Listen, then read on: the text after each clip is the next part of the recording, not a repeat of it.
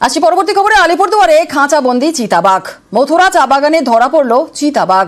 ছাগল টোপ দিয়ে খাঁচাবন্দি চিতাবাঘ। বদমাশ বন দপ্তরের পাতা খাঁচাতেই চিতাবাঘ।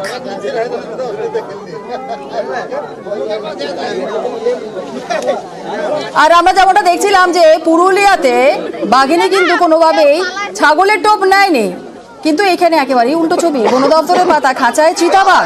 গত কয়েকদিন ধরে এই চা বাগানে চিতাবাঘের আতঙ্ক ছিল। আতঙ্কে এলাকার বাসিন্দারা, চা বাগানের কর্মীরা যারা ছিলেন তারা ভয়ে ছিলেন, আতঙ্কে ছিলেন। আর অবশেষে আলিপুরদুয়ারে খাঁচাবন্দি চিতাবাঘ।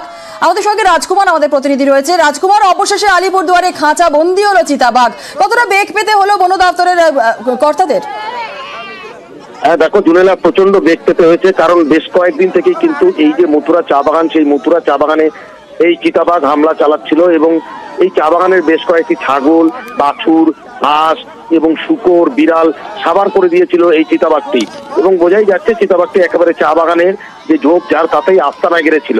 অবশেষে ছাগলের টোপ দিয়ে খাঁচা পাতে জলদাপাড়া জাতীয় উদ্যান কর্তৃপক্ষ সেই ছাগল খেতে গিয়েই কিন্তু একেবারে খাঁচাবন্দি হয়ে গেছে এই চিতাবাঘ। ইতিমধ্যেই চিতাবাঘটিকে উদ্ধার করেছে, খাঁচা শুদ্ধ উদ্ধার করে আবার নিয়ে যাওয়া হচ্ছে জলদাপাড়া জাতীয় উদ্যান কর্তৃপক্ষ। প্রাথমিক চিকিৎসার পর আবার এই চিতাবাঘটিকে জঙ্গলে ছেড়ে দেবে বলে জানিয়েছে। জুনেলা, বেশ, ধন্যবাদ।